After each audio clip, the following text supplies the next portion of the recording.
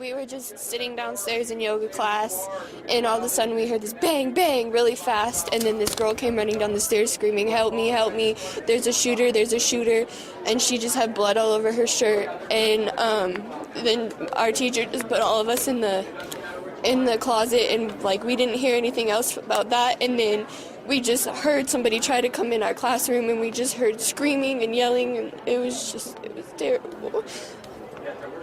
It was right by the west entrance, on the other side of the school, and the story that happened was just like, some guy came in and she was like, what are you doing? And then he just shot her, and she just came screaming down the stairs, help me, and it's just like one of the safest schools in America. Like, you never think that could happen to you, but it did. Were you guys able to see if that girl's okay, or what happened with her?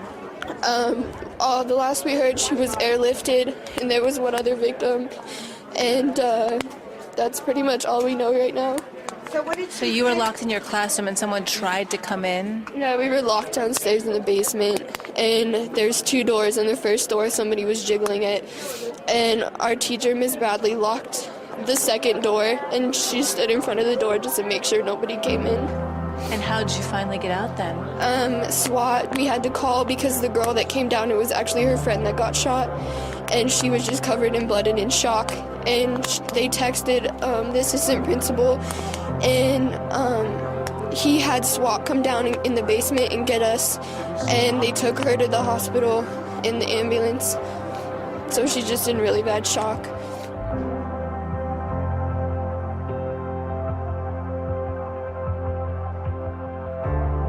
I remember leaving there, and I was so stressed out, and I remember I made a decision that day that I will do everything in my power to stop school shootings or stop kids dying in schools as best I can.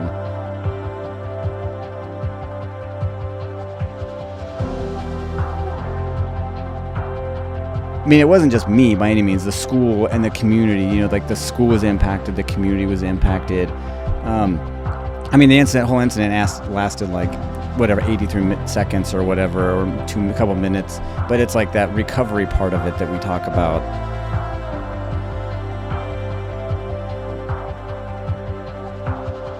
And you always know when there's a shooting that happens, there was a shooting at that school in 2013, or there was a shooting at that school. We always go back to Columbine in 1999, and that school will always be that because of that, and it's always going to impact that community.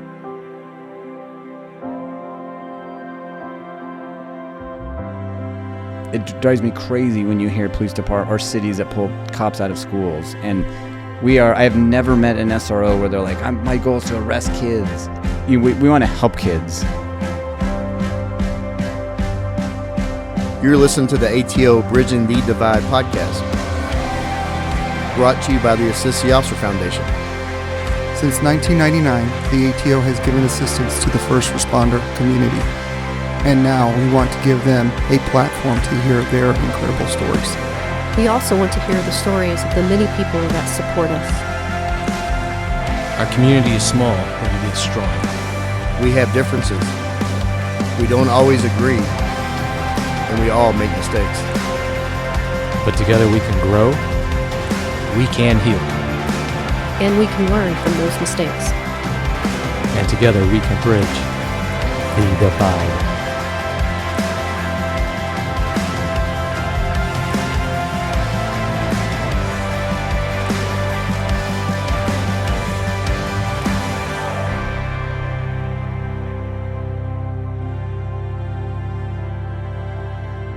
On July 26, 1764, in Greencastle, Pennsylvania, 4 suspects entered the Enoch Brown School and murdered 11 poor souls. Perhaps the earliest shooting to happen on school or college property in what would eventually become the United States was the notorious Enoch Brown School massacre during the Pontiac's War. As we travel through our country's history, we hear of many others, like the sniper attack on the University of Texas campus that left 16 dead and 31 wounded. In August of 1999, the world will be introduced to the effects of mental illness in teens that would place a high school in Columbine on the map and add to our dark history of gun violence in schools. As the years and decades pass us by, seemingly every year, we see a breaking news story of a school being on lockdown. We see the footage of parents' faces filled with anguish and grief as they face the uncertainty that they will no longer see their kids' faces. They sent their kids to school on those days not knowing they would never see them alive again. They will not see them grow up and graduate. They will not see them grow to become adults. And the ripple effects of these tragedies tear through these communities and slowly take a piece of our country's civility and innocence away. Today we are sitting down with an officer who went to work on December 13th, 2013 at the Arapahoe High School in Colorado. His life would be forever changed as this epidemic made its way into his school. James Englert, thank you for being here. Thanks, Joe. Welcome to Dallas. Thanks. Before we get into your story, I want to get into our guest co-host, Rich Parente. He's back on the mic. You might have heard his soothing voice from the Baines Twins episode. Rich, welcome back. Thank you for having me. It's always a pleasure. I'm an avid listener. I work in Scituate, Rhode Island, and I listen to you all the time, and you have a fellowship out there. Thank you, man. I appreciate that. Joel, can you kind of tell the listener who you are? Hi, yeah, I'm Joel Sicoscio. I've been in law enforcement since 1997. Currently, I'm working for a town in Barrington, Rhode Island. Thank you for being here. Man, it's really cool to have, that's one thing about this show is I've been very blessed and grateful to have so many, the connectivity and people that have listened to this. I really appreciate the connectivity across the country and even outside the country, people that listen that have reached out. It means a lot, especially when, our brothers and sisters from all over, we do the same job, just different places. We have different accents and we just do the same work and we're exposed to the same traumas, just different parts of the world. So, James, are you ready to get into this? I am. All right, can you tell the listener where you're working now? I work for the Douglas County Sheriff's Office in Colorado. It's just south of Denver. I originally started in Arapahoe County in '99. Just I started with the Arapahoe County Sheriff's Office. I started kind of typical sheriff's office. You start in the jail and work there for a couple of years, and then if you want to transition out into the road, I think I was in the jail about a year, and then tried transition into being to the road. And I was worked patrol for about 5 or 6 years. What got you into law enforcement? Growing up, I grew up in the Aurora, Colorado area, kind of just south of Denver, southeast of Denver. Yeah, I know the story about the Dark Knight Rises, that the shooting that happened to the guy in the movie theater. Yes. I know that happened in that city. Yeah, and that was actually in Arapahoe County. Okay. Yeah, when that went to trial a few years ago, that was in our courthouse there, and it kind of messed up everything for a full summer when they were. No, I know. He was on trial.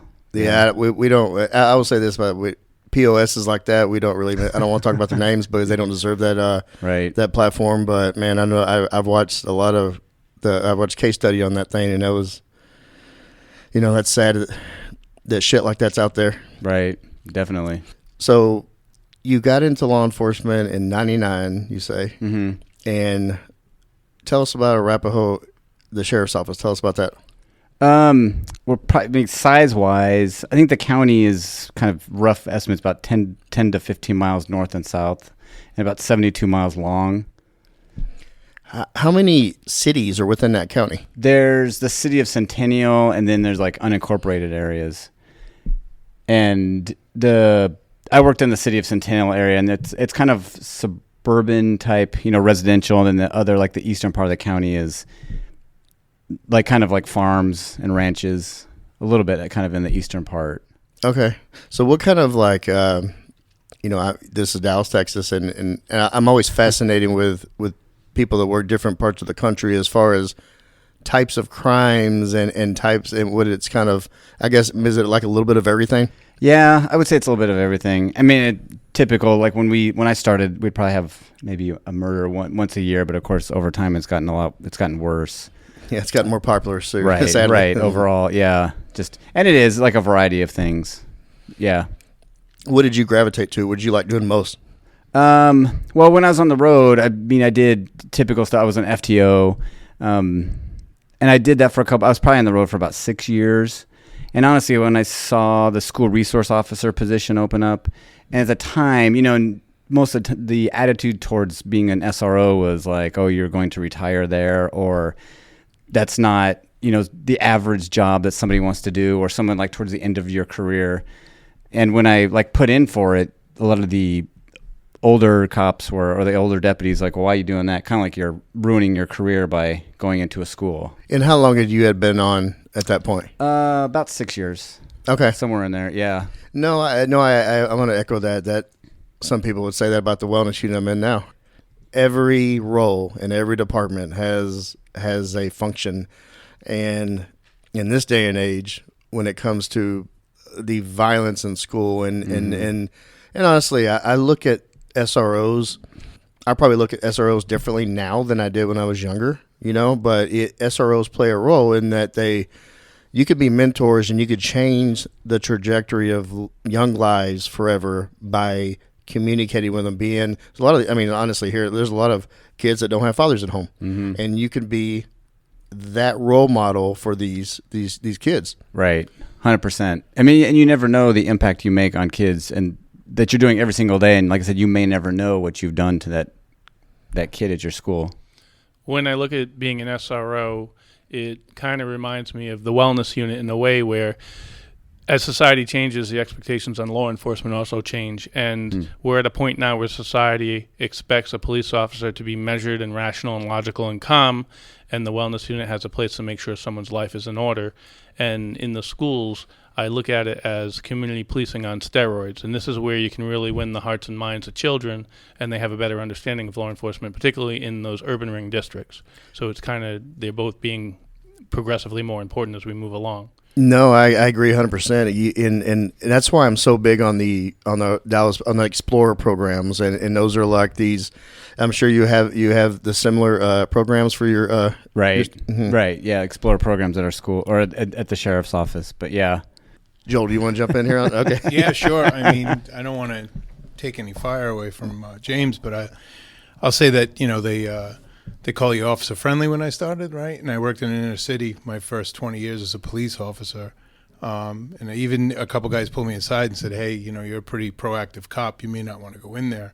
And I've said it in the past. I think the difference is that SRO is a proactive job, whereas patrol is reactive. I will say that on a side note, to be in the schools, especially in the inner city, you're afforded a lot of intelligence, because I don't think people realize in our profession that I call school resource officers the last walking beat in America, because we're in the community, we're infused with the group, we're in the culture, and that not only are we getting to know the students, but their family, right? The parents are coming to pick them up. They see you, and I was saying it today. There was a couple of murders in the past where I was an SRO for quite a long time, and families would come in and they'd start the line, I don't like the police, but I like you. Right. And that trust, and I think in any profession, in any relationship, whether it be personal or professional, that piece of trust is something that is more valuable than information at times. It's hard to get, and it's invaluable. The impact and the influence, more importantly, of these young minds of having, because let's be honest, we live in a profession that's always not liked, and especially in usually a lot of younger folks, and a lot of it has to do with where they grew up, their experience with police. My daughter has a Rockwall County sheriff that thank God that we have one full time there, and I like him. She loves him. He knows it. She's my daughter, so he's extra cool to her. But I like that they have that protector, and also that influence, that they're there for you, and they're your friend, and you can go to them if you need anything. And that's very important. Right. Kind of exactly what Joel's talking about. There's been studies that have done that shown that there's not a lot of. Sometimes there's not a lot of trust in the actual patrol officer, but then they're like, oh, I love my SRO, and they don't realize the SRO is the same person. It's just the person that works in the schools, and you're building those relationships. It goes back to, you never know the impact you're making on those students in your building and every single day. I mean, all three of us have some, amazing stories of touching kids. You know what I'm saying? Just the impact we're making on kids' lives. Just funny story. One time I was working a roadblock. We were looking for a bad guy. We had a shooting, and the guy takes off into the woods. I'm working a roadblock, and some high school kids drive up. So I get in front of the car. I have my rifle. I walk up. Hey, guys, how you doing? I'm going to have you pop the trunk. There's a bad guy out in the woods. Wait, you're a real policeman? Yeah. Just like these guys with the guns? Yes.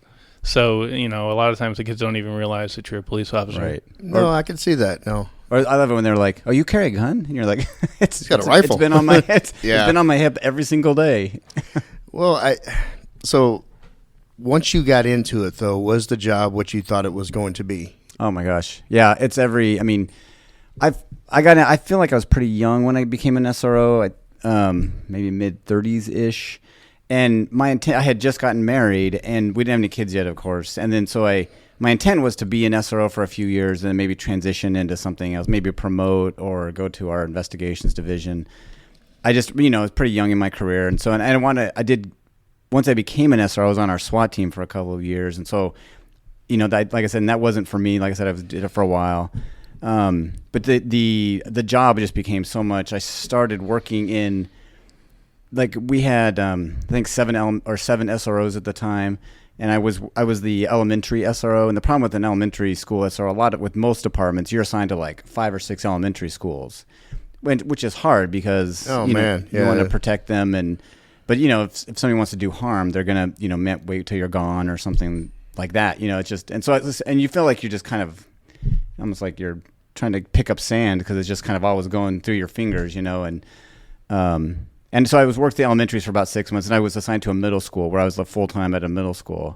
And that was actually pretty nice because I was just to that middle school. Well, I want to start with the little kids. So the interactions with little kids is obviously much different from the middle school, and then even more so with the high schoolers. So, a lot of them, if you stay there, if they're exposed and ingrained, they have ingrained this kind of, with a SRO or a police officer in your school, they can grow to know them almost like a family member, and I think it's very impactful. You dealing with these little kids. I mean, what was that like? Just kind of because I looked at the sheriff in my daughter's school, and I see him doing these little bitty kids, and it's cute, but in the interaction. But how did you go about that? Well, I mean, a lot of times you're just explaining your uniform. I feel like you just kind of what's on you and talking about general safety things.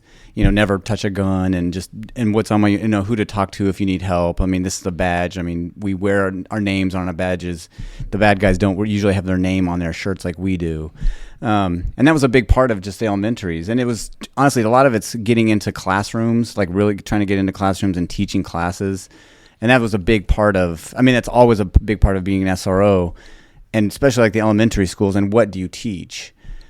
Just like I said, anytime you have the opportunity to get in front of a group of kids to talk about, and it's awesome because usually they're fascinated by your uniform or just, wow, you're a police officer, and you give them knucks and they're just like, oh, I touched a cop's knucks. Yeah, that's cute. That's cute. Yeah. And then going up to middle school, you just see a progression. Right. Well, and it's funny because I worked in a middle school when I first started, and then I was in a high school for 17 years, and then I just recently went back to a middle school this last year, and I think I like middle school kids more than high school kids. No, I could see that. Yeah, they're so awkward, and it's the middle schools are. Yes, yeah. They're still in between of pre-puberty and then getting into it, and then But I'll be honest. When I was out on the streets, I steered clear of the teens. I just paperwork's a lot more, but it's.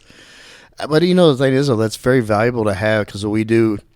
I'm sure y'all have heard of Dak Prescott, the Dallas Cowboys quarterback. So he does his Faith Fight Finish foundation. It basically is he has a peer assistance and leadership of the youth program. So we go in and we mentor high schoolers, and that's really cool because people think what they want of Dak. I grew up here in Dallas. Obviously I'm a Cowboy fan, but I'm a Dak Prescott fan because he gives so much back to the community. He's given our department, listener, listen up. He's given our ATL Foundation over $400,000 in the last 3 years to pay for counseling for our people and their family. That's awesome. So his part of it is he wants to bridge the divides with with high schoolers and the police. So we put on we're assigned some high schoolers, and we do some events with them, and we put on some classes for them, some mental health classes. So Sasha Kim is one of my coworkers, and we put on a mental health class because these are all teenage athletes. They deal with performance anxiety, depression. Teens, especially these days, they have addicted to social media, and they're addicted to what people say about them. So we have to try to educate them as much as we can. And also, I'm a big believer in that, and that was it's one of Dak's missions is to bridge divides the community and the police, and I think it starts with the teenagers. Yeah, definitely. It does. With kids in general, teenagers, and especially when they're that critical age of when they're doing dangerous things and making bad choices, and yeah, because you're gonna have some. There's some middle schools that can do some bad stuff. With teenagers though, and we're gonna get into something that happened here in 2013 it was a bad choices, obviously. Right. So I want to take you back to December 13th. 2013. Can you just kind of paint the picture for the listener? Well, let me go back even further to September of 2013 because it kind of started back at that point. Go ahead, please. There was a student who, I knew him, and I'll use his first name just because I knew this student. His name was Carl. He had threatened the librarian. I think I was pulled into an administrator's office right at 2:45 or 2:15 in the afternoon, and as being an SRO, most of you know that it's that last hour of the day you get pulled in, and the administrator's like, "Hey, I need to tell you about something," and you're like, "What is it?" And it either happened earlier that day or a couple days prior. Well, this administrator pulled me in, and he said, "Hey, I need to tell you about a threat, or the librarian was threatened," and he told me that Carl had threatened to kill the librarian in the parking lot. And so I made it a big deal. I took out my notepad. I was going to document it in a report. We've had information reports or offense reports. Information just documenting offense report as a crime. He told me what happened. It was Carl got demoted on the speech and debate team because he had apparently during a speech and debate meet, he had talked about a penis or something. I honestly don't know.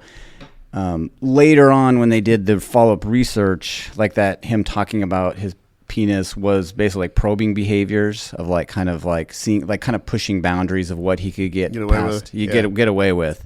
Well, the librarian, he caught on to that, and he was like, I'm not, whatever. The librarian was meeting with Carl and his mom in some office in the school, and this was on the Tuesday before that. So I think it was September 3rd of that year. During the meeting, Carl was he was upset. He was upset by what was going on. That he was getting demoted from however they do it on speech and debate team.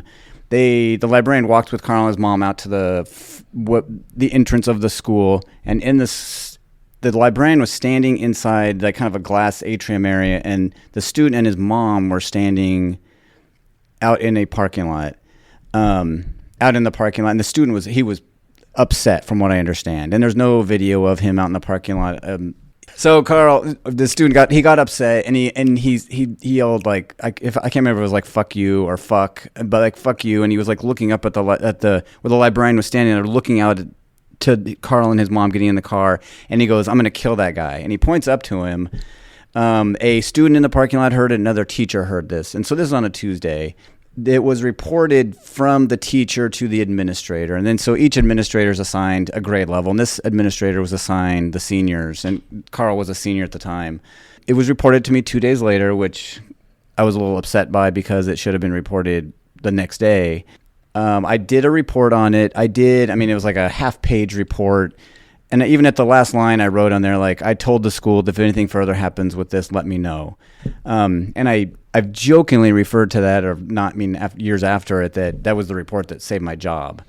Documented it, yeah. Documented it, and it was a small report. Now in Colorado, for harassment, I need to I'm going to kill you. I'd have to tell you directly. Now if I just say Rich is sitting to my right, and I'm looking at you, I'm saying I'm going to kill Rich. Well, it's not a crime. The librarian heard did not hear the comment.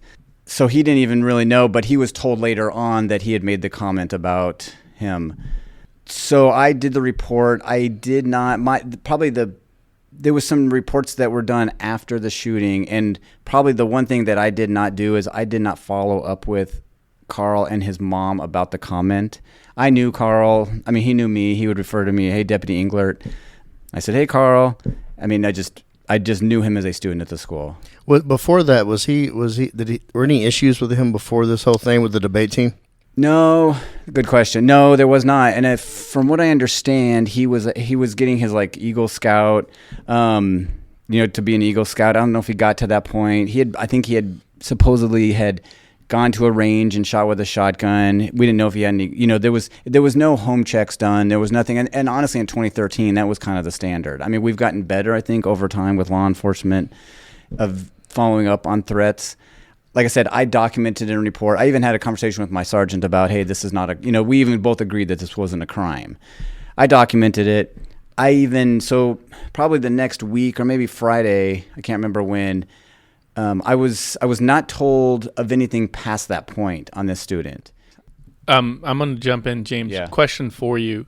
In response to that original situation, did the school district, the admin, do anything with that student other than discipline, like social emotional supports or something like that? The school psych had met with him and I think she met with him and then did a threat assessment on him later in September.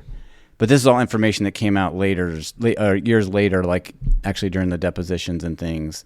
So I met with the librarian after the original threat was made. I met with the librarian. We had a conversation, and the librarian was upset. He was visibly concerned about this threat to him, which I totally understand. And honestly, in my mind, I was kind of like, why are you so? I think this, kids make comments, kids say things. I was like, why are you so concerned about this? Especially when there's no, especially documented pattern of behavior. No, right, and that's a very good point. I don't think there was. I mean, even like 10, 12 years later, I'm still a little hazy on certain things. And so I met with the librarian in the library, and we were standing in the middle of the library, and there's a door to the back of the library that goes outside to some like mobile classrooms. There's an entrance into the library, and I talked to the librarian, and I was like, and I didn't know what to say to him to make him feel better. I was like, well, I'm here in the building all the time. And I was like, assigned to that building. I'm in the building 7:30 to 2:30 every day or whatever the hours were. And I kept having, I tried to make him feel better. I was like, well, I'm in the building. I'm armed, I will. And I told the librarian, I was like, well, if he comes in here, I pointed to like the entrance to the doors. I was like, if he comes in, he will come in those doors right there, because that's the only way to get in. And I was like, there's an exit right there that leads out to these mobiles. Now, I only had one conversation with the librarian afterward, and I asked him if he remembered that conversation that we had, and he said he did not remember that, because that's exactly what happened. Is that student came in the doors, and then he actually ran out those back doors that we talked about. So that was, other than us having that conversation, like nothing happened after that. And I was told nothing. And I'm making a big deal about that part, about not being told anything past that point, because it was a big deal. There was a lot of things that came up in those. It transpired after September to December. Exactly. Okay. Going back to you starting up in December, can you kind of walk us through what happened there, whatever you're comfortable with talking about? Oh, yeah. That's fine. Prior to, like, I guess on Tuesday of that week, I was out of the building at a training, which happens a lot. And the student had shown somebody a picture of a shotgun that he had bought. He was showing a picture of a machete that he bought at one of the stores. And he's 18 years old, so it wasn't illegal for him to have that. It was told by a school counsel, or a security guard was told. I was not told after that, that he was showing this picture around. Then going to December 13th, Newtown. What's Newtown? Is that December 12th? December 12th. Yeah. So it was the 1 year anniversary of Newtown, and we knew that. So I know I always get the dates confused, because it's not the 13th, but yeah, the 12th. And so we actually, I stayed on campus that day, because dates are important, especially in like school safety settings. And I stayed on campus that day. I drove around, I even had another one of my partners, this guy Rob, come over. He hung out. He worked at one of the middle schools. I was in the west parking lot of the school. I even like joked around with some kids in the parking lot. I think I did drove around the perimeter maybe a couple times during lunch. I went inside the building about 12:17, because I was outside during lunchtime, just kind of driving around the parking lots. I even, I parked my car. I went into, I grabbed my lunch out of my office. I was eating lunch in the staff dining area at the school. It's like right next to the cafeteria. Now, usually I would eat lunch by myself or with one of the campus supervisors, the security guards at the school. This day, they were doing some Christmas crusade type thing. And so there were like 3 administrators sitting in the office in this, in the staff eating area. And we had the door closed to the staff eating area, which I never sat there with the door closed. I always sat there with the door open just to say, kids walking by or, honestly, if you hear any gunshots or whatever, just not being behind a lock or behind a door. So that day the door was closed. As we're sitting there, we're sitting at a table and I heard on the school radio, I have my pack set, my work radio, then I have my school radio. And I hear on the school radio, I heard something in Spanish, and I honestly thought it was like the afternoon cleaning crew because it was like they were like yelling back and forth, which was normal. Something was said, and then I heard in plain English like, "James, we need you." And I remember I looked at like all the administrators sitting there, and I picked up my school radio. Rod, who was he's a retired deputy with the county where I worked. He was with me. We go out into the cafeteria. I head towards my office, and I always say this because we did not have rifles in our offices at that time.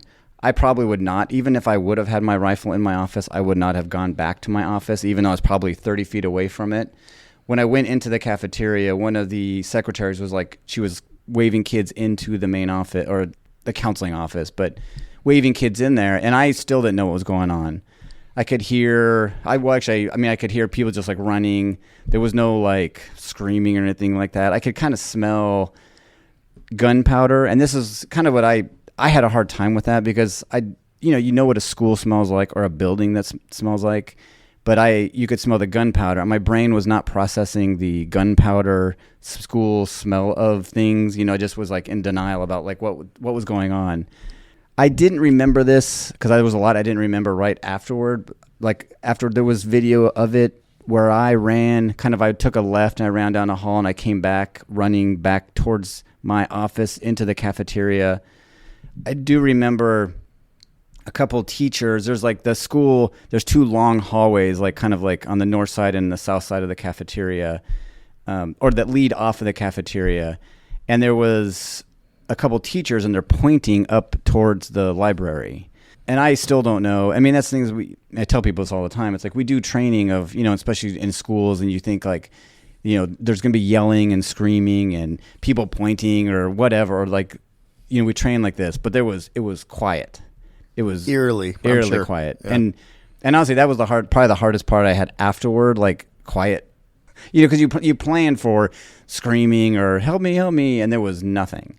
So James, other than the fact that it was quieter than you would have expected at this point, you're still not sure what's going on. Mm-hmm. What were some of the differences between the reality of the situation and what you would have expected prior to it happening? We all plan that it's going to happen, but you never think it's going to happen. Well, everything is okay until it isn't. Right. And right. then all hell's breaking loose. So you smell the gunpowder and you smell that. Somebody's directing you to the library? Well, yes, and there was 2 teachers, and they're kind of pointing. And the story when I tell it is kind of jumbled sometimes because honestly, I did not remember anything. For a lot of it, took me probably a couple years to like remember everything after that. The mind has a very unique way of protecting itself, and you block a lot out. Mm-hmm. In trauma, especially trauma. Yeah, 100%. I mean, And it's like I said, I did not understand like why did you, because I didn't remember, and things would come back over time. You're like, oh wait, I remember this, or I remember this, or someone says, do you remember saying this to you? And I'm like, okay. And plus I have my work radio and I have my school radio, and people in the school radio are yelling at me like I had to say it was useless because it was like people are yelling at me, and I'm like, I don't know what's going on, and so they're pointing me down the north hallway, and I go down the hallway and I walk. I always think about tactics and things like that. And I'm walking down the hallway, and I'm with Rod, who's the other security. He's unarmed, and we're walking down the hallway, and I have my gun out. I've gone through this in my brain about 1,000 times because we had, there's the doorways on each side where you could like kind of go into the doorway, like into it. Yeah. And so I keep thinking, well, should I have like kind of leapfrogged and went from one doorway to the next doorway? We get to the library doors, and it's a single door, and we pull it open, and Rod kicks it, so like puts the doorstop in there. And every time I forget this part, but right before we got to the library, Rod, he goes, we heard a popping sound, and he goes, "Did you hear that?" And I'm like, "I did," and I don't know where it was at. And that was probably the most frustrating. And plus, like in training in law enforcement, where I was like, I'm going down the hallway, going that direction, I could not tell where it was coming from. And it was honestly in the next room over from where it was. 'Cause I think that was, I don't know. I mean, it was one of his gunshots. Carl has parked his car on the north side of the school. When he came up into the school, he was dressed in all black. He had a black backpack and a bandolero of shotgun shells, like 28 rounds, I think. He had his machete in his backpack, and he had his backpack. But when he came up, he booked it, like sprinted from his car. The janitor, who was out by the kind of the boiler room, which is behind the library, saw him run, like park his car, and it's illegally parked, so it's kind of, it was out of place, and saw him run up to the doors. Now his first bullet in his shotgun was a slug, and he was going to shoot through the glass when he got up there. But when he got up there, he pulled it, and there was video. But he pulls, I think he was like waiting for it to like be stuck, but he pulled it, and so it kind of slammed open. And then he went in, he shot, there were two girls sitting at a bench kind of to the left when you come in. He shot twice behind the girls, like, the slug, and then the next shot was birdshot. The birdshot did hit, like bounced off the brick wall, hit a girl in the back of her head. He shot down this long corridor that goes towards a class. It was like, we called it the study hall, but it was like basically like end of a hallway where kids were studying.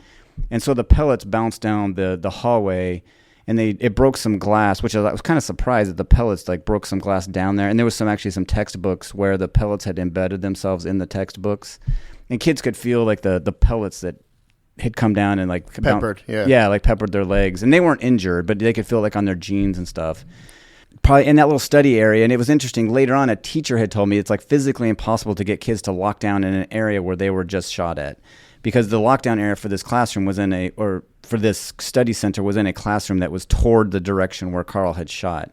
And so they locked down in a little broom closet, and there was probably like 12 kids in this little broom closet. And we did not train for like evacuating the school, that you have option-based lockdowns. We didn't train for that at the time. So they just locked down, and they could have easily just went outside. I mean, I'm glad they locked down. So then when Carl had shot three times in that part right there, he went into the library and he shot towards the librarian. And I don't know how many times he shot in the library. I know there were, like, across the tabletop, there were I don't know what you call it, like the embedded of the bullets that went across. And the librarian had exited that back door and then went into, he actually got into a car with the janitor, and they went across the street. So the librarian was like completely out of the building. Like I said, the student, Carl, had taken a couple Molotov cocktails and threw them, like one on a bookshelf, and I don't know, like one kind of in the air of one of the other bookshelves. Now around that time, like I said, I think I was kind of at the library doors at that time. I don't know. I've been told certain things, but I don't know if 100% there was a couple security guards at the time that said that supposedly they confronted him, but there was no proof that they confronted him.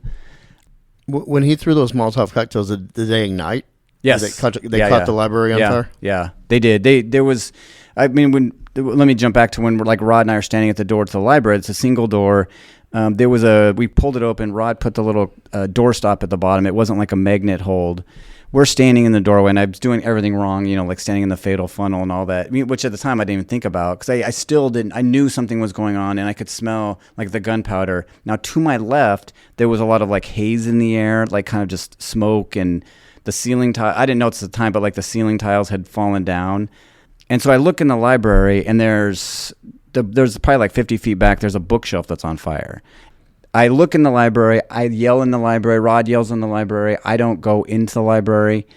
I don't honestly know why. I felt like there was something more to the left. Now I turned left, and I kind of go diagonal towards this corner. Now you could not see anything, but when I got to the corner, Rod is still behind me.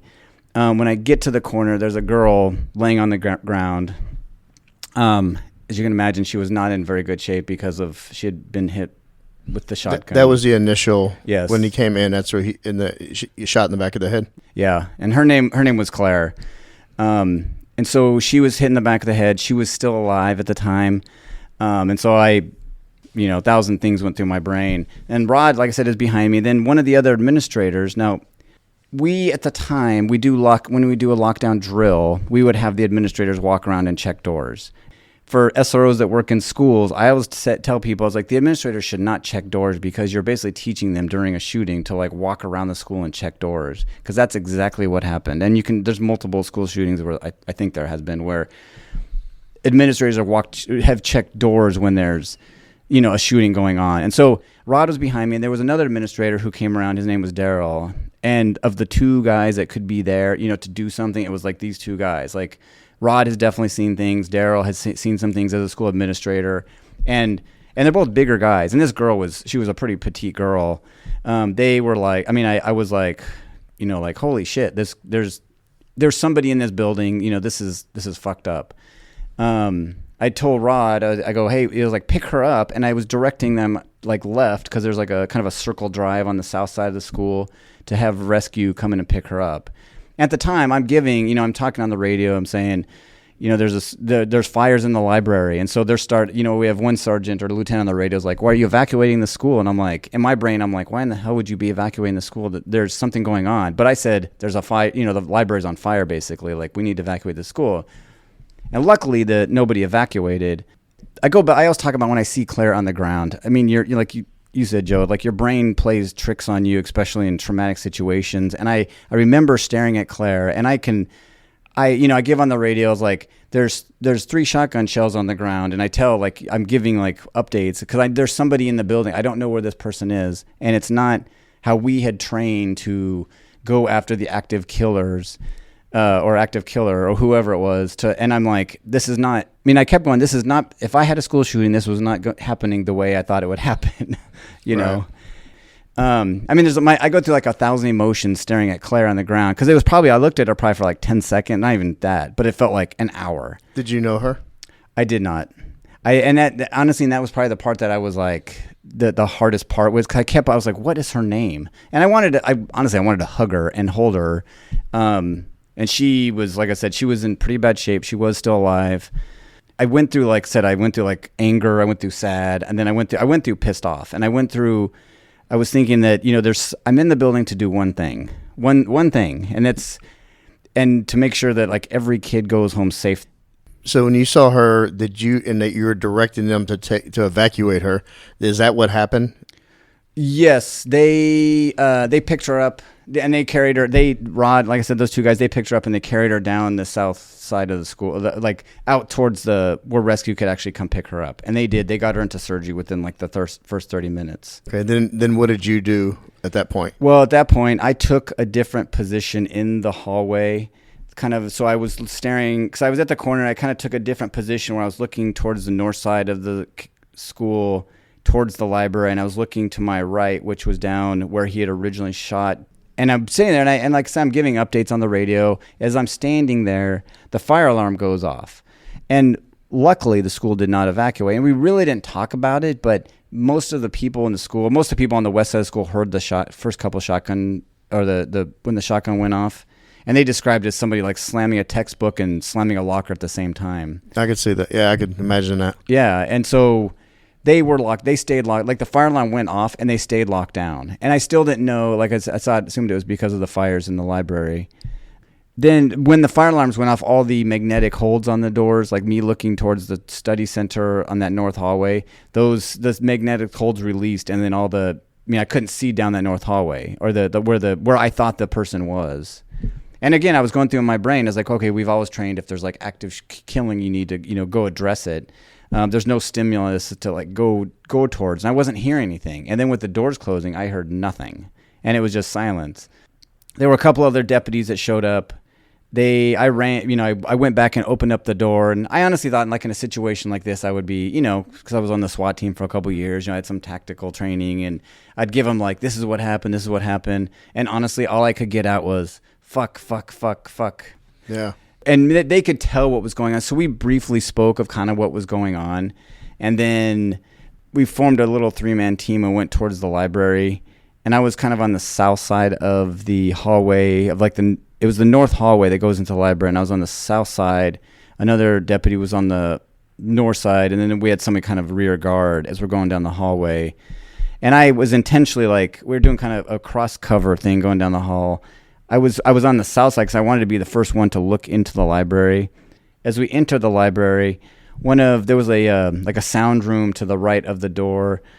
There was one of the administrators was in there, and he looks at me and he looks at me and he said it was Carl, and he said the kid's name, and in my brain I was like, I know that kid, and my brain goes back to the September taking that report, and I gave a description over the radio. Now there's a YouTube of the audio of this, but I don't know, me giving the description is not on there. Because I describe what he looks like because I know him. I mean, he's a blonde-haired kid, about 5'9", whatever. We enter the library. There's a kid to my right. There's a kid behind a study carrel, and we pull him over. And because I didn't know if where he was.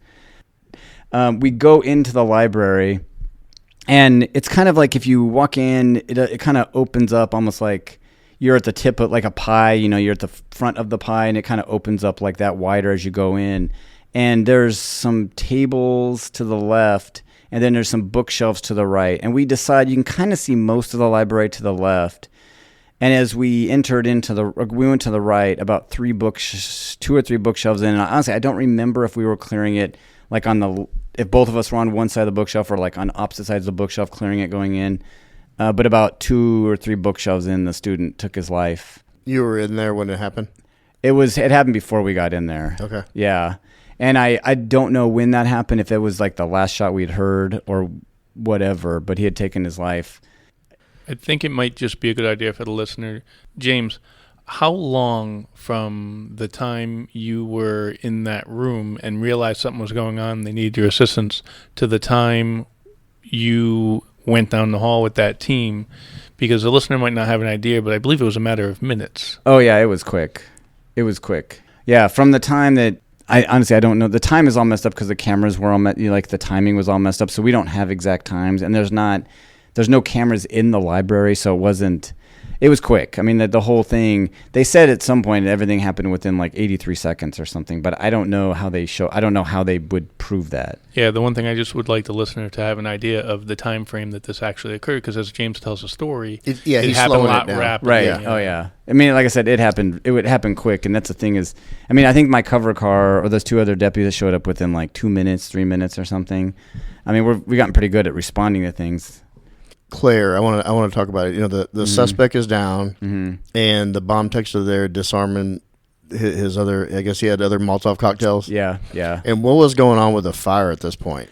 Well, the fire had gone out. I don't know, because it was on a bookshelf, and when I saw it, it was pretty to me it looked pretty small, but it was actually probably 3 or 4 foot tall. But I think it just kind of burned out because everything's fire retardant. Yeah. Okay. I mean, and it wasn't. The carpet was kind of singed a little bit, but it was mostly the bookshelf. Thank God. Yeah. Yeah. Well, seriously, and because the fire alarm had gone off, and luckily somebody had turned the fire alarm off when we were searching for him, or right before the other deputy showed up. But everything happened so quick, and when the fire alarm went off, nobody had evacuated, which is good, because I was like, oh no. And even somebody in the school radio was like, do we evacuate the school? And I was like, do not, I'm still looking for this person in the building somewhere.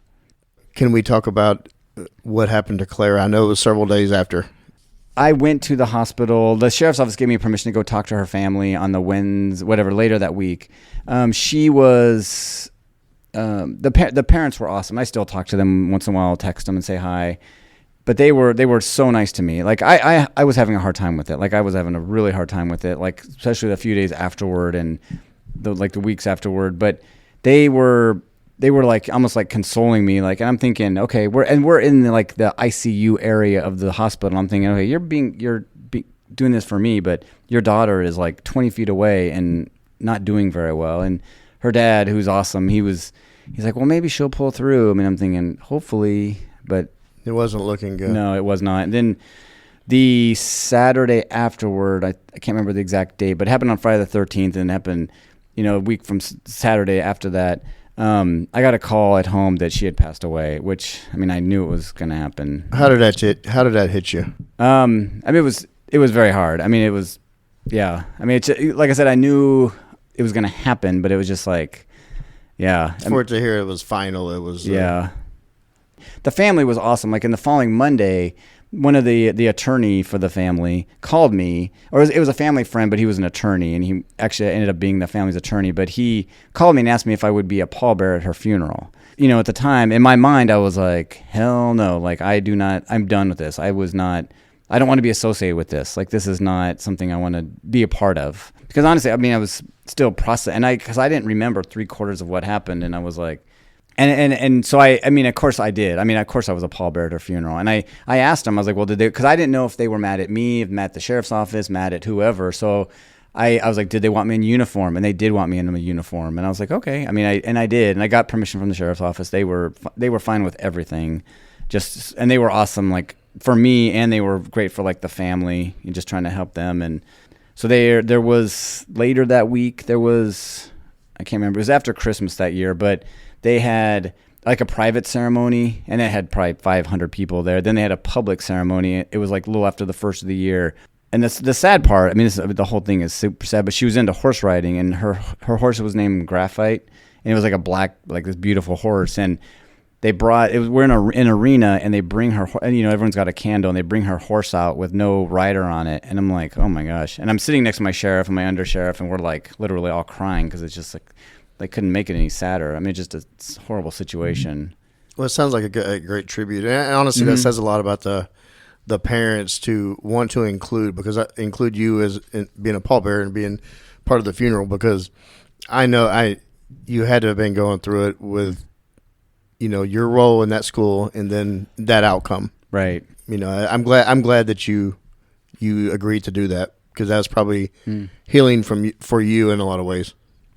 So as far as the community healing after that, how did that look? And I mean, it sounds like the funeral and the events to honor her, and how did that look as far as returning back to school? Because I'm sure you had Christmas break and then a New Year's break, and you come back. How did that look for your school? Yeah, the Thursday afterward, they had like basically came back during their 5th hour class, because when it happened, and I think they did it by grade levels, like seniors down, I think, and they did it at the time. I mean, I don't want to get too much into it, but the school was not very cooperative with the family or even with the sheriff's office. They never reached out to the family. I know it's unfortunate. And so it was interesting. Like, I was kind of stuck in the middle, because, you know, there's the sheriff's office, and we were in the library or in the cafeteria, and they had investigators from our sheriff's office and investigators from like the Colorado Bureau investigation there. Like, I mean, a lot of investigators, and then they had the school, but the kids would come in, and the school would like usher the kids away from like the investigators, because we're trying to find out what happened. And the school, from what I understand, was not sharing information with the sheriff's office, like class lists and things like that. And so it was very odd. I mean, and it was very odd. It was just very odd overall. And it was, it was in the news. Of course, it was the news. And just, we had, like I said, they came back during that hour. Or prior to that, just the staff, we came back on the Tuesday, kind of met at another school, kind of talked about what the next steps were. Then that Thursday is when the kids came back and got their stuff. And during the Christmas break, they closed off the library, and they did some cleanup in the hallway. And they actually started, like, I think it was maybe a couple days past when they would have normally started, but they had cleaned up. You honestly couldn't tell where it happened, and the kids are in the hallway like within a week. But the library was closed off for 6 months, I think, until they basically redid the whole library. Of course, yeah. Yeah. You went back to work, right? So where were you at from a mental standpoint of still processing all this? Yeah. I had a hard time with it. I mean, like I've said before, I didn't know when I went home that night. We had that, like, a news camera or news team showed up to my house, which we know in law enforcement, like, they're supposed to go through your work or go through your sheriff's office or police department and contact them. I had a news team show up on my front door, which drove me, and my kids were really little at the time. I wasn't sleeping like that night, that afterward. And at the time, I had never been through something like that before, and those of you have, I remember going out to dinner I was supposed to go to a Christmas party with my wife, and I'm like, she goes, you want to go to the party? And I'm like, really? You didn't want to socialize, yeah. No, you don't want to socialize. And we went to some restaurant, and one of our friends bought us like a bottle of wine. I think I drank that bottle of wine. I didn't feel anything. Like there was no reaction. And I went home, and I honestly probably didn't sleep for a couple weeks after that. I mean, it was just like a lot of, and my sheriff's office was great. They were great. They didn't, I mean, I met with one, it was like a peer counselor, he's actually the undersheriff now of the county, but he was a friend of mine, and I met with him, and I talked to him, and he's like, we had a conversation about, just everything, and it's probably about 2 or 3 weeks afterward, and he's like, yeah, you need to go talk to, he was like, you should go talk to somebody, and I was kind of, at the time, I think we had like 5 free sessions at the therapist or whatever, and I didn't know at the time, but I was told that I could have as many as I wanted, and that's what the therapist I was talking to like told me, that you're basically like, however many, you can come back as many times as you want, which I was grateful for. I didn't. Did it help? I think so. Yeah, I mean, I think it did. Other than meeting with the therapist, are there any other things you can think of that during those times after the shooting, when you were still processing and having a difficult time, that were helpful to you in your recovery from the situation? I like to run, and I would go for runs or ride my bike, like physical type of stuff. I did everything wrong, like looking at the news. They tell you not to watch the news and stuff. And Joel knows what I'm talking about, you guys. But you look at the news, and I remember reading some article of some guys like make some comment from back east somewhere, like, I bet he never broke leather. And I'm like, are you freaking kidding me? Like, I was like, who are you? You don't even. And it was just, that like one little comment would set me off, and I wouldn't sleep that night. And I just remember like if I got like 1 or 2 hours of sleep, I would be happy. It was just like, and I did drink a little too much at that time. I mean, well, that's very common for, and especially in this profession, this culture. Anybody listens to this shows knows that this profession, we've had people on that battle with alcoholism, and also just the culture is drinking. Mm-hmm. And when you're in a depressed state, you're pouring a depressant on top of depression. Right. And that is, it can make things much worse. And it has made things worse for a lot of people. Mm-hmm. But that's a natural response. Your body and your mind had went through something that you didn't know how to figure out. Right. You never dealt with. You didn't know how to figure it out. And I don't know how it was in 2013 there as far as education on this. It probably was like it was here in 2013, which is minimal. Mm-hmm. As best case scenario, it probably still is minimal from what the movement we've seen in law enforcement as a profession and taking care of our first responders' minds. I mean, you blow out your knee, you work out, you blow out your knee, you gladly will tell Rich, hey, my knee's out, I'm having surgery. Right. If you're dealing with anxiety and depression, how open are you going to be with him or Joel? Right. Probably not much. Right. And that's exactly it. It's like, like I said before, they gave us like 5 free sessions or something, and it wasn't like something you could just go to easily. You had to call someone to get the approval to go talk to somebody.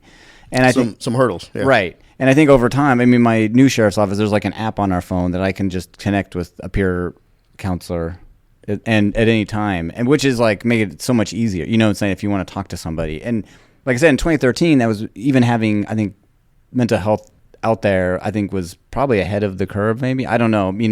But again, it was like actually hard to find. And then even then, like I didn't realize, there was nothing of like where I couldn't go back to work, but I didn't realize, I think if I would have said something, like they may have not let me go back to work. You know what I'm saying? Yeah, there's a fear of losing your status, your job, and right. and how people look at you. And I did have a hard time. And there was a lot of things like, because I honestly, I don't think I did it was, we always say we're just doing our job. It wasn't like anything miraculous, but they were like calling me like a hero, and I'm like, okay, I was doing my job. How did that change you going to work moving forward? So afterward, let me jump a little. Some of the stuff that happened afterward, there was a couple of security guards that said there's some other things happened, and there was some parents that were saying I wasn't even in the building, and just a lot of like drama afterward that really added nothing to the trauma that happened. But they were adding some like stuff additional to it, and the parents were not very happy with kind of how the school was reacting to everything that was going on. And so I don't remember what time, it was sometime maybe 2014-ish or so, the parents basically went on the news and said, okay, they basically said to the school, if you don't cooperate with us, we're going to sue you. And I was, like I said, I was friends with the parents because I had talked to them, and, Claire had passed away. We, the sheriff's office did like a little award ceremony where the parents were there, and they there was some depositions that happened afterward in 2015. And so, I got deposed when things were happening. There was not, I think there was a lawsuit like kind of said it was going to happen. I read that. Okay. And then did you read my deposition? I did. Hey, man, Rich knows you listen to the show. You come to that door. Joe does research. He knows all about you. Yeah. He knows the color of your bicycle, James. Yeah. No, that's my job here. I want to be thorough. But yeah, no, I read it, and that's another process mentally that you have to go through. Right. Well, it sounds kind of hokey, but it was like, I remember it was July 1st of 2015, and it was downtown. I live kind of east of downtown. We live in Denver. And I remember running home, and I was so like, just of all the stress and just being, because it's stressful when you're sitting there and you got like the county attorney, the attorney that's deposing me, the family's attorney or the school's attorney. You have like Claire's parents, her grandparents. We had some researcher from the Center for Prevention of Violence out of Boulder, because they did a study on it afterward. And all these people want to know what you have to say. And I remember like leaving there, and I was so stressed out. And I remember like I made a decision that day that I will do everything in my power to stop school shootings or stop kids dying in schools as best I can, and do everything I can for school safety. And that's kind of been honestly, I had a decision that, like I said before, I kind of was going to be an SRO for a few years, and I was going to go promote. I still stayed in SRO. I stayed at that high school. My goal was to stay there until like the freshmen that were there during the shooting, until they graduated. But I ended up staying 3 or 4 years past that. And like I said, I just left this last year, 2024. And I needed to go. I needed to leave there. You did your time. Yeah. And I retired from the sheriff, but it was like there was a lot of relief afterward. Because there was, it wasn't just me by any means, the school and the community, like the school was impacted, the community was impacted. The whole incident lasted like, 83 seconds or whatever, or a couple minutes. But it's like that recovery part of it that we talk about. That it's generations. Like, yes. And it's there. And you always know when there's like a shooting that happens, like, oh, there was a shooting at that school in 2013. Or there was a shooting at that school. Like, we always go back to Columbine in 1999. And that school will always be that because of that. And it's always going to impact that community. And well, yeah, it's like the Columbine, Sandy Hook. Mm-hmm. Uvalde, right, with our recent one here in Texas, and right. I did a lot of deep dive into the history of school shootings, and going back to the 1700s, with the first documented school shooting, the Enoch Brown school massacre, and that's a thing.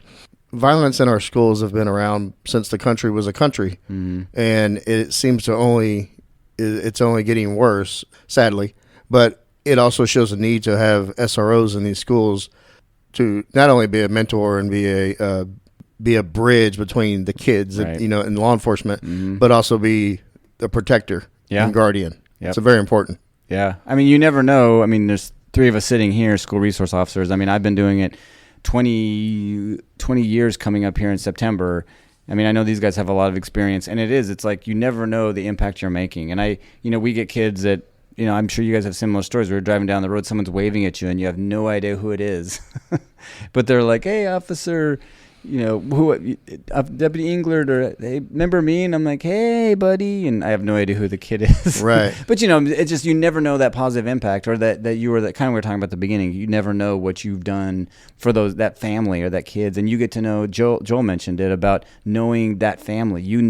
I knew kids of, I had actually a parent of a kid text me earlier today just because I've got to know him, and we're actually friends just because I knew his boys, and I know all 3 of his boys. I know where they're at. One's actually a police officer. One works at the airport. One is doing something else. But it's like I know the families. You get to know those families, and you get to know friends of friends, and you just never know the impact. And exactly like you said, you just never know. And that building the bridge between the school and law enforcement, and that's it drives me crazy when you hear police department or cities that pull cops out of schools. And I have never met an SRO where they're like, my goal is to arrest kids. It's like we want to help kids and do everything we can to, help those families. And it's like, and we do. There's even like hard SWAT guy, the operator that's like, yeah, I'm being punished by putting into a school. And then you talk to them 6 months later and they're like, this is the best job ever. I love it. And they're going to the kids, going to the baseball games and going to the kids' events after school. And it is community policing at its best. And one of the things I want to point out, as a school resource officer, obviously your job is twofold. One is security of the building and safety of the students, but the other is rapport building. And that rapport building can insulate a building in safety. If you do a good job building rapport, children are going to come to you and let you know what's going on and let you know what you might not be aware of as an adult in the building. Mm-hmm. And that helps you keep them safe. There are more incidents of school violence that are thwarted than actually occur. And you don't hear about those school shootings that don't happen. And more often than not, some child coming up to their SRO or a trusted adult in the building telling them, hey, look, little Johnny put this online and we're all scared. And it merits kind of just, I guess what I'm saying is you want to bring that point up, that if you're building rapport, it's part of the safety techniques that are used by an SRO. You always hear about the bad on the news and about when it goes wrong. And it's the same with like our country. You know, think of how many daily potential attacks or threats or loss of life that were thwarted by intelligence or actions by police or actions by federal authorities. And it happens more than probably what actually is successful. I want to get into NASRO. Can you kind of tell the listener what that is and talk about that organization? Yeah, definitely. We are currently actually right now at a NASRO conference, the National Association of School Resource Officers Conference. We have around 2,400 school resource officers at this conference. It's the biggest conference that NASRO has ever had. I do serve as on the board of their organization as the first vice president. And it is, I mean, it's a school-based law enforcement program. I mean, we're basically a teaching organization. We have a basic school resource basic school resource officer class where a lot of states require you attend a 40-hour class before you be put into a school. It's not the law everywhere. I wish it were. But we talk, in that basic class, we talk about, mental health, violence and victimization, we're informed, like we believe in the NASRO triad as like law enforcement is kind of the base of it because we're all like law enforcement. There's informal counselor and then public safety educator on the other side of that. So, I mean, we were talking about earlier, getting into classes, and it's a big part of it, or that informal counselor being that bridge. So that's kind of the NASRO triad. And how long has that organization been going? Since 1991, they were formed. And I mean, honestly, it's gotten bigger over the years. I've been involved since 2007 or so, and I've been on the board since about 2018, and it's gotten bigger. I mean, this week is awesome, just seeing all the school and there's some school administrators also. I think the school administrators come and they're like, wow, this is amazing. Like, what's going on here? No, that it's only going to grow, and honestly, the need for, I mean, there's a movement. I mean, there's talk about the movement in mental health and policing. There's a movement in protecting our schools because we're tired of watching the breaking news, and it's horrific. And I want to give my brother's a shout out, Paul Smith. He just retired DPS a little over a year ago, and he was in the intelligence in DPS. He did 25 years. Well, he now is working for the Texas Education Agency, and he started up a new program from scratch about threats to schools. So he handles all threats to schools in Texas, and he goes around the state of Texas and he teaches. That actually might be it might get you connected with him to kind of talk about some things, because he is honestly, when he left EPS, he was the guy when it comes to threat of life and threats to schools and threats to people. When the governor was threatened, Paul was on it. So I might get you connected with him to see if that connection could add any value to NASRO, what your mission is. Yeah, we can always use that. And I mean, it's a big organization, and it's like I said, it's gotten bigger, and we believe. I mean, a couple things we stand, like the NASRO triad, and we want like carefully selected officers. You want somebody who's gone through maybe some process to become an SRO, carefully specifically trained, and the specific training is like NASRO training or being trained in school-based law enforcement, and carefully selected, specifically trained, and properly equipped. Thanks, Rich. So you're trying to But remember. I was having a brain fart. Properly equipped, having the right equipment for the job, and it's kind of what we stand for. There's a lot of stuff in that, but and it is. I mean, being on patrol and being in a school is two different environments. And I know a lot of times. I mean, you kind of said it, Joe. You didn't want to deal with the kids, but in the school, it's different. I mean, and you deal with them in a different way. It's I mean, I think every SRO would probably agree it's not the same as being on the road and dealing with students, and it's a whole different game, and it's not for everybody. It's not. I mean, some people come in and they'll do it for a couple of years and they're gone, but then some people come in and they're, I never thought this. I mean, it could be a career path now for certain people. I mean, you need patrol experience 100%. I mean, I think you need 3 to 5 years on the road before you come into the schools. I've seen people come in with no experience and they come, maybe 6 months or go through FTO and they're in the schools. And that's usually not successful, so they need some training. I think every position has a shelf life. Whether you're out on patrol, you're hard charge, you do DWIs, you do nothing, you're a SWAT operator for several years, you know how physically that can break down your body.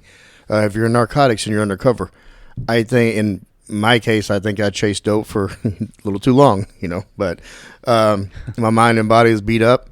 And now this role, I never, like you talk about, some people say, I never could have seen myself as an SRO. I never could have seen myself as a wellness, or honestly, podcaster. But, that was never in my cards when I started. But you grow, and I think you need to allow yourself, your mind, and to grow, as opposed to being stuck in ways. But this mission is very crucial to as a parent. I have an 11-year-old, as I said, it is very important to me that she has protection while she goes to school. It puts my mind at a lot of ease when I come here to work that my daughter's in a school with an officer there. Yeah, 100%. I mean, that's why we're there. Yeah. What kind of, can you talk about some of the training? Like you do consultation for the schools? How do you mean? What do you mean? That you go in and you do any kind of trainings like for tactical. I mean, you've been you were involved in a school shooting. There's value in your experience. Do you kind of share your experience, what was done right, what was done wrong, what could have been done better? I do. I mean, just on my specific, the shooting happened in the school, I do a workshop on it once in a while. And in fact, I'm doing one later this week at our conference. I do just because I think there's some value in it. Because when you actually hear the audio from when it's going on, I can describe on what's going, and honestly, what I'm thinking at that time. So I do that. I don't really do it for school people because I think a lot of times school people, it's too much for them of what's going on. But I do, I think you get more credibility from people when you're talking to them, especially when you've been through something. And they actually teachers that have seen things and been involved in shootings. But we do, like I said, there's through NASRO, there is, like I said, we'd get into classroom doing education, a lot of school resource officers, and it depends on the school district, what their lockdown procedures are. I mean, I'm also involved in the I Love You Guys Foundation, which is a foundation out of Colorado, but it's based on 5 actions. There's a whole story behind the I Love You Guys Foundation.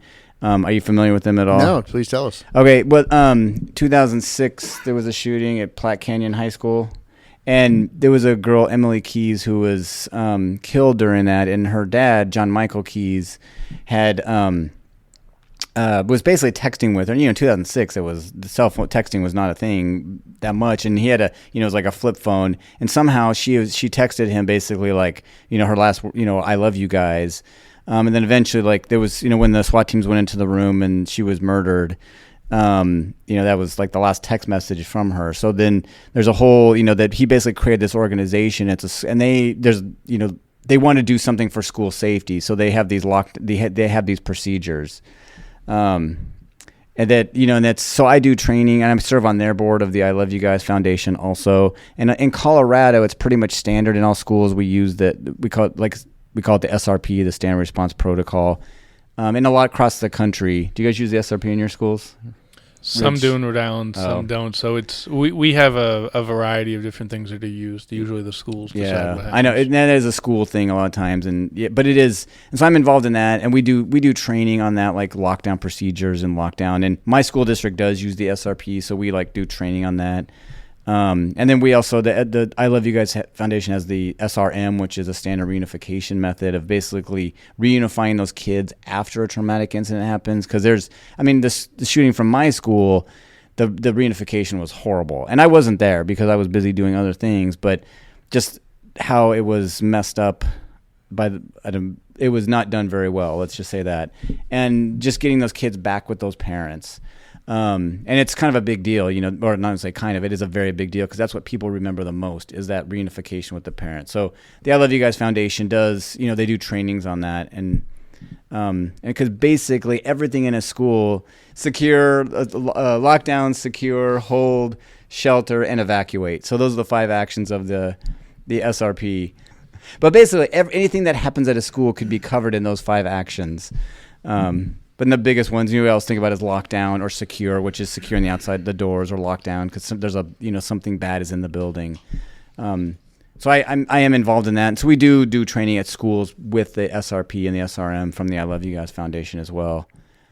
Okay. No, that's fantastic. I want to read more about this and about that foundation.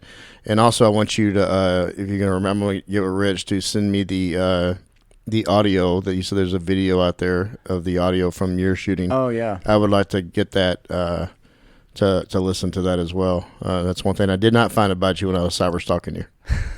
So. I'm sure it's probably on YouTube, but I'll check it. I haven't looked in a while, but that's how I got it because they wouldn't give me the original. James, you just walked us through pretty much your professional career in your critical incident. We talked about NASRO. So I want to ask one final question. Can you tell the listeners out there, anybody that's contemplating being an SRO or anybody that's actually doing the job now, what kind of mindset they should be in to protect that school and to protect the community and ensure they go home, and as well as yourself? Mm-hmm. Good question, Joe. I always think about, because that day when everything happened, my whole mindset and my process is everything changed. Like when I was looking for, or I realized that somebody was in the building, when I found Claire in the school, I made a decision that day that whoever did that to her, like one of us was going to walk out of that building that day. And I was, like I said, I got pissed off and I was upset and I was mad because one of my kids got hurt. Well, somebody got hurt. And like I said, I kept wanting to know her name. And it infuriates me when we hear of things that have happened in other schools and the police do not go inside the classroom or whatever. And I won't get specific, but I made a decision that day that I would have, I thought I was going to die. There was a couple situations when when I found, I was like I said, I made that choice. I was going to die for whoever did that to that girl. And I went through how I was going to, if he was, I figured he had a shotgun. If he was going to shoot at me, I would have, I could run kind of fast and run at him and just get some rounds off. I just had my handgun. And I knew, if he had a shotgun, I would get hurt, but maybe, depend on whatever the situation was. But I made a decision that day that someone's going to die for what happened. And I made the decision that if it wasn't, I thought I was going to die and I would have died for that girl that day. I know it sounds like I would never tell my wife that or whatever, but I was and it infuriates me when some, people don't do stuff at schools, and we are one job in that school. There's multiple jobs, but our primary job, and I think every SRO would agree, and anybody in law enforcement, I hope, would agree that you would put your life on the line for those kids, because we are in the building for those kids. And, you give a million high fives. The mindset you need to have, especially as an SRO, is you are that line. You are that person that you will do anything for those kids. And you talk to any SRO, and they say my kids, because they are your kids. And you will, and I would hope any SRO would put their life on the line for those kids, because somebody wants to come in for whatever reason. We have this epidemic of school shootings where people get injured, killed, multiple kids killed at a school. It's horrible, horrible situations. But the mindset you need to have is you will, I hate to say it, your life is not worth as much as those kids' lives, because, we're 30s, 40s, 50s, whatever. Hopefully that wouldn't get to that point, but you need to put your life on the line for those kids. And like I said, I feel like I've been in a situation where I can kind of give someone crap when they don't do that, because I was willing to. I remember thinking of my kids at the time. They were 3 and 5, my kids. And I even said in my brain, I love you. I kind of pictured them in my head, and I had their pictures on the side of my computer. And I remember that of basically I said bye to them. That is that was it. Hey, brother. brother, hey sister, I'll never give up on you. Hey Mrs., hey mister, I'll see this all the way through. No matter how far the sun and the moon, I'll never give up on you. Down when you're lonely, and I'll pull you up. Life leaves you heavy when the going gets tough. I'll be your shoulder, together we'll run up from the bottom, yeah, we'll rise above. Hey brother, hey sister, I'll never give up on you. Hey Mrs., hey mister, I'll see this all the way through. No matter how far the sun and the moon, I'll never give up on you.